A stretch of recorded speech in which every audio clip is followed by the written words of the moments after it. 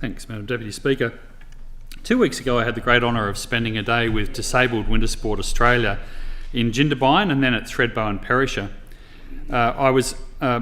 invited to come along by one of Disabled WinterSports Australia's board members, former Victorian MP Danielle Green, who's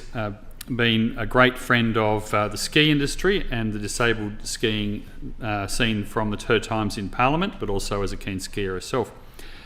Disabled WinterSports Australia does amazing work opening up the joys of the mountains and the snow sports for people with a range of disabilities. And it really was inspiring to meet some of the people involved and to see the range of work that Disabled WinterSports Australia is doing, but also to get a better understanding of the needs for some of the facilities in the mountains that can actually help to make them more accessible to families and to people with participants. I've heard some inspiring stories while I was there about people who, with Disabled WinterSports Australia's help, have been able to come back to or discover the freedom of skiing and who are again able to enjoy holidays in the mountains and activity with their family and friends. And many of those who started with DWA have then gone on to participate in elite Paralympic sports as well. As I said, DWA board member Danielle Green was my host for the day, but she I also had accompanying me Richard Shearer, who is one of the people who works for DWA, who took us up around the mountains. Shannon Dallas was one of the first people we met at Jindabyne, showed me the workshop and the storage area for a lot of the alpine skiing gear, including the sit skis and many other pieces of equipment that are made available. Shannon himself was a person who started his disabled skiing career following a broken back with DWA, and then went on to compete in Paralympics and World Championships and a range of elite sporting events before coming back to actually assist people who are learning to ski and skiing with DWA. So somebody whose involvement since his accident has taken him to elite levels of sport and then back to helping other people to discover the joys of alpine skiing. At Perisher, we skied for a while with a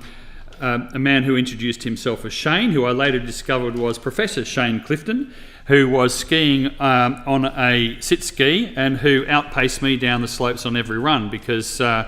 he was enjoying skiing with two of his brothers and 3 generations of his family, something which without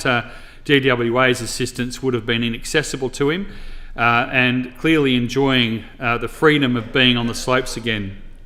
I met 2 young skiers, Joe Fry and Jimmy Jan, who were out skiing with a Snow Australia Para Futures event where they got to ski with, they as potential elite athletes, skiing with many existing elite athletes who've been to Paralympics and other elite events. It's something which they were clearly buzzing from as they finished their day on the slopes and were getting back on the ski tube. Now, the importance of this is that obviously the DWA and its operations right across the alpine resorts in Australia and Victoria and New South Wales, that is, are opening up the possibility of participation in this fantastic sport to many people who otherwise wouldn't get that opportunity, and people who have had serious injuries and who can then discover the freedom of being out there on the slopes. To do that, they need facilities, things like some of the storage areas and areas for people to go back to that they have at the resorts. They also need our alpine resort areas and alpine areas to have more disabled accommodation, accessible accommodation,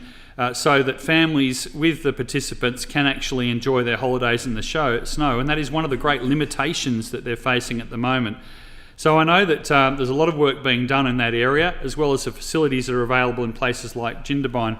And finally, I want to acknowledge Ron Finneran, who was the founder of Disabled WinterSports Australia. Ron's somebody I met a number of times when I was last the member for Monero, and he happened to be there on the evening as I came back from the day out with DWA. Ron's been an incredible contributor to founding this organisation, which has now grown to go across all alpine resorts in Australia, and he's even got Finsco's, the lodge named after him at Jindabyne. once again, a great pleasure to be with Disabled WinterSports Australia and congratulate them on their work. Yeah.